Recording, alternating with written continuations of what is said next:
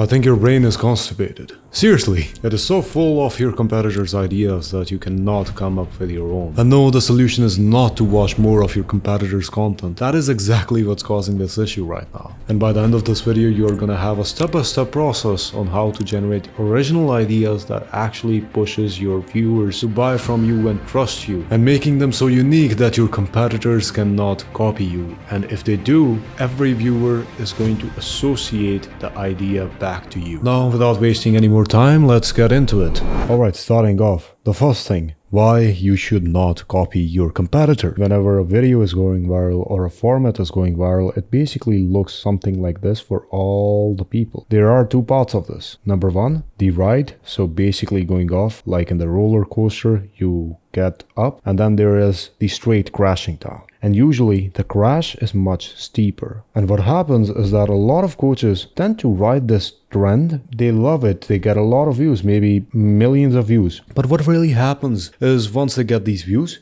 it all starts to decline, and what it leads to is inconsistency. It's not really like useful if you have something like this. Number second, what it does is it makes you a second-hand copy. Now, what do I mean by that? If you realize that by now, when you're riding a wave of trend, someone has probably made that trend. And this person is the one that's going to benefit the most out of it. You're just going to look like a second-hand copy of that person if you're riding this trend and you are in the same niche. The thing that it leads to is no one really knows who you are when you're copying your competitors. You don't get your dream clients as well, because what happens when you don't make content that is actually aligned to you is you get people who are kind of aligned / optimized for your competitor, and you get them and then you're not able to get them results. I have a great example of this. I'm pretty sure most of you know Nick Setting has around 100,000 followers on Instagram. He actually made a new format a while back, and it was like sitting cross-legged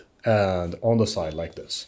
And then there is like some serious song playing. It got like 1 million views in a week, seeing him as an authority. The next week, a lot of people are doing the same shit, even though if you look at their profile, they do not have the same authority as him. They look like a second-hand copy to him, and they don't even know how to speak like Nick, and it just feels so bland and boring. Whatever content that you make, it should complement your personality. If it cannot, then you're literally like setting yourself for failure for your personal brand. What we are trying to do here with your ideas are, we are trying to make a cooked meal. So what is a goal of a meal? It can have goal to meet up your protein guidelines. It can have the goal to meet your sugar, or it can be for your carbs. So therefore, every single idea that you have should lead to a dream goal. There should be a goal behind every cooked meal that you make. Otherwise, you're just eating junk, which no one likes. Or maybe you do, but it's not healthy, you know.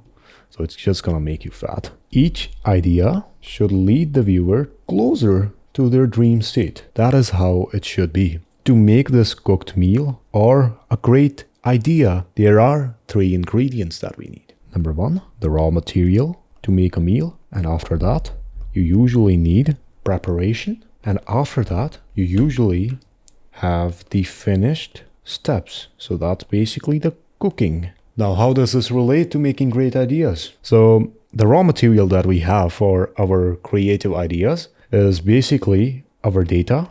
Number second, for our preparation, we have our taste. And number third, we have the execution. This is the only thing that people do.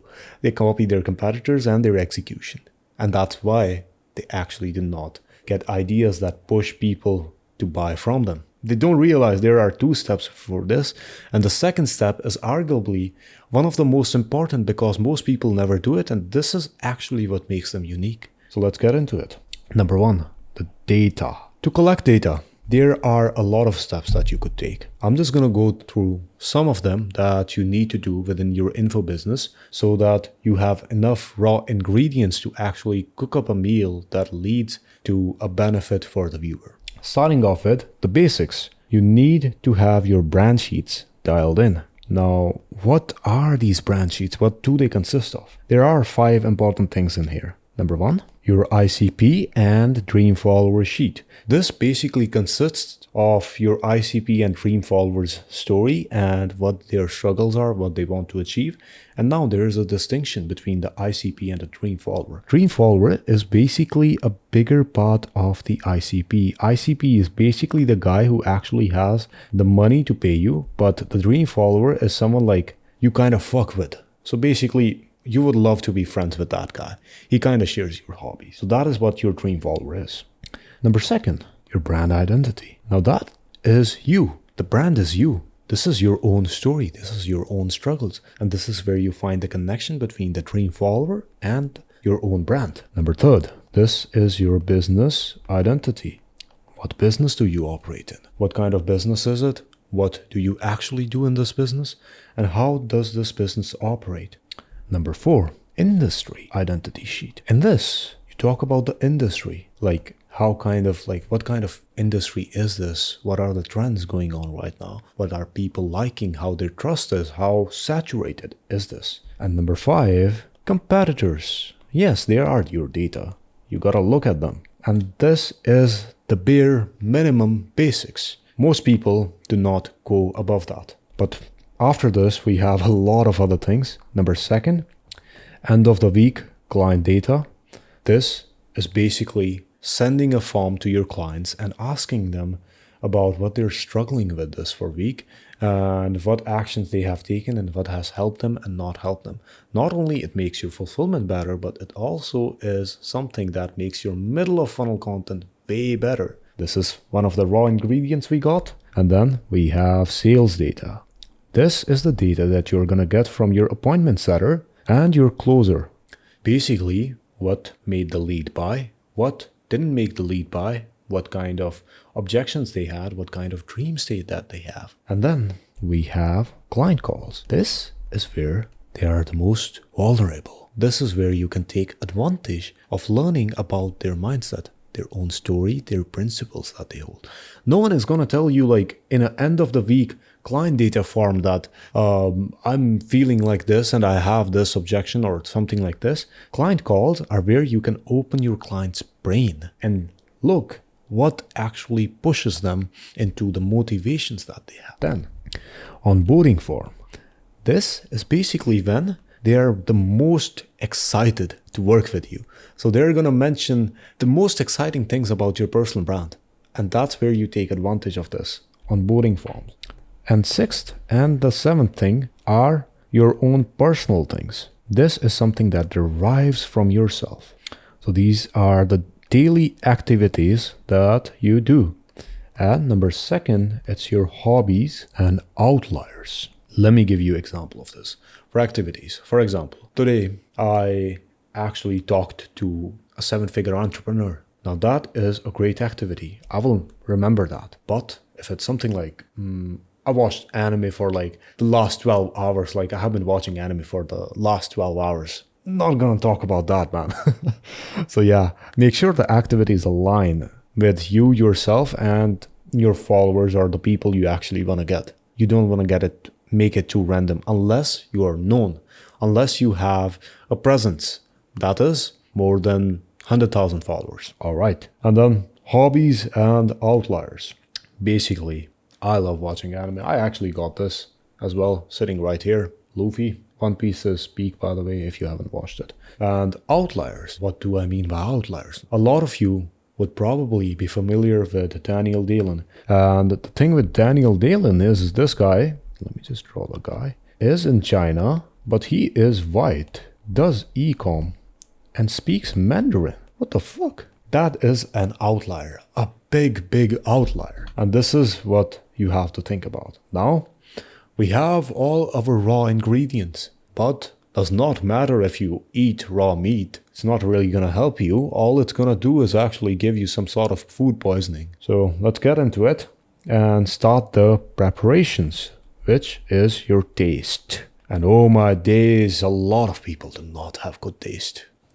They just hop between the data and the execution, never the taste. Their taste is usually ass. The thing is, if your taste is not good, there are going to be a lot of problems. For example, if you have a great case study, but you did not have the taste to actually make it look good or know how to actually work against your viewer's psychology, then it's going to be absolute garbage.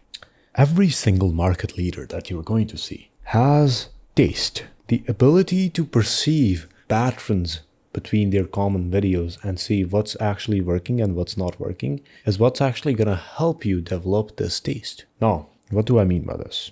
Let me give you an example. So this circle right here represents your taste right now. And this is where you want your taste to be. Hypothetically, yes, it was a great circle. But if you consume the content that you're consuming right now, it would probably be in this taste spectrum. And if you want to get at this spectrum, you probably would not be able to realize the difference between this, because the difference is so vast that you probably won't be able to comprehend the difference that this content has and this content has, because you're blind to that fact. For example, there was this image of a banana peel on a wall. Now, honestly, maybe I don't have that much taste, but this got sold in like millions of dollars. And for a lot of people, it didn't make sense. It didn't make sense to me too, honestly. But the person who bought this probably had great taste. Maybe we didn't. And that is the thing that you have to do. You have to take micro steps. So instead of consuming, like right now you're consuming, let's say, D tier content, and instead of just going and consuming A tier or S tier content, try to consume B tier content, which you actually feel like is very good. Then you're going to see some patterns between the D and B and see like what's actually working and what's not working. Once the B becomes a normal and you expand your taste, you're going to see the differences between A and B. And that's how you develop your taste. Now, what do I define taste by? Taste is basically your visual design, the way you talk. So basically the words that I'm using on the camera, the way I'm acting on the camera, the way I'm using my hands, the way I'm actually clothed, and where I'm sitting, where I am, what's my physical place, and how I'm recording, and what kind of recording equipment I'm actually using. That is the taste and the way you talk and your visual persona. That is what makes you different from other people who are doing the same thing. So yeah, a great way to improve your taste, if you have no idea right now, is to chill out. What I mean by that is watch some movies. Now, a requirement that each of the movies should have is that the rating should be more than 7.5 IMDb. That means that they're not trash. Make sure that you watch a movie that's more than 7.5, and most of them have great taste in terms of like how the story is told, how the characters are, and you are going to try to analyze. That is how you're going to develop taste in terms of storytelling, hooks, and how to make viewer in this sort of emotional roller coaster. And second, inspiration. Apologies for the handwriting here. From outside the niche. So expanding your horizons, not only watching your competitors, watching other things from your hobbies. So for me, I've watched a lot of anime videos about breaking them down and how their story was made and stuff like that. I get a lot of inspo, even books that I read. Like this one I'm reading right now, this one, Psycho-Cybernetics, is a great book, and I have got some great ideas from this. This has changed my mindset. So it's a great read. You should get that. Consuming stuff from hobbies. And at last, the most holy thing that all of the people try to do but still don't get it right, and the only thing I feel like coaches do, and it still doesn't end up working. Even my pen dropped off. So number third, execution. Now what is execution? It is trying multiple formats.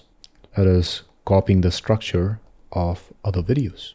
In its core, it's basically getting your ideas into life by using some means. So how does this really even work here? Now, let's say you find a great format that you actually want to copy, taken if that you have the right taste and the right visual design. Now, you're not gonna copy it 1-to-1.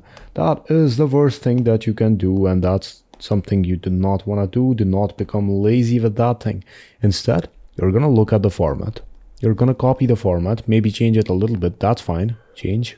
But in terms of the video, usually it will have a line-by-line script. You do not want to copy it line by line, you want to see the structure underneath it. Basically the foundation of the video, and that is how it's going to work for you. You have to see the foundation, otherwise it's not going to work. And that is how you actually execute. Now, here is a challenge from me to you. Don't skip this. If you do this, I can genuinely tell you your personal brand is going to blow up, or at least you're going to be better than where you were right now. What I want you to do for the next 30 days is do this challenge. You want to record 6 times a week with 6 different formats. And after that, you're gonna try to find your golden format. What is a golden format now? Well, a golden format is something that got you 3 times to 5 times your average reach. Now, once you find this golden format, what you're gonna try to do is 40% of the videos are gonna be in that golden format. Usually you'll find it by day 12 to 15, and other 60% of the videos are gonna be in the other 6 formats. After this, once you find the golden ratio, the golden format, try to find 3 golden formats. And once you do, your average views are going to be at least 3 to 5x. And if you have followed everything that I've told you in terms of your taste and raw data, these viewers are gonna be actually people who want to buy from you. So you're gonna make a lot of money. But here's the issue. Do not make these 3 golden formats 100% of your content once you find them. So what you're gonna do, like a lot of people, you're not going to do this. But still, if you're going to do this, you're gonna allocate only 70% to these 3 golden formats once you find them. And other 30% to just testing everything else out. And now change accordingly. And that is it. Or that is what I would have told you, but there is 3 more quick things that you need to remember about when you are not able to generate ideas or just do not have time. I know sometimes fulfillment just takes over you. There are 3 things to counter that. SLA, rephrasing, reformatting. This is basically steal like an artist. So this is the basics of basic. You see a viral video, you copy that video, but here you copy only the structure and you have your own twist, which is your own taste. That is how you're going to be different. But having too much of this leads to you being a commodity. So do not do that too much, please. Even if you get a lot of views. Then you have rephrasing. So the way you say one thing can be said into 3 different things, basically. So top 10 ways to get rich. That was a weird pronunciation. Top 10 ways to not get rich. And maybe something like, I don't really remember, honestly. Like, just think about it. There are a lot of things you can rephrase without making them sound identical. And this can be done every 2-3 weeks so that it feels like it's something new. And this is basically good for Instagram and YouTube as well, if the packaging is done differently for a different kind of audience. Because if you're posting once a month and you're copying the same thing again and again, it's never really works. And at last, we have reformatting.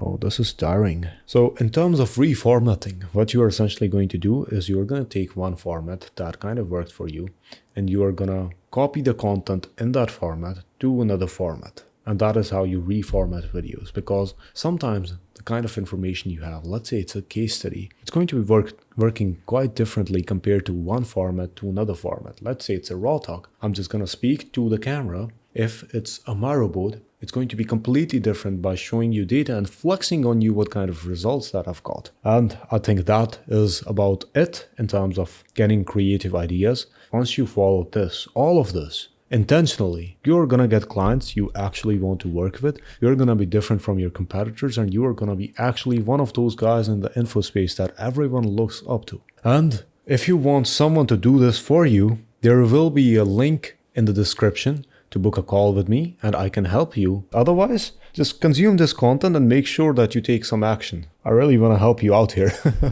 So yeah, have a great one and peace.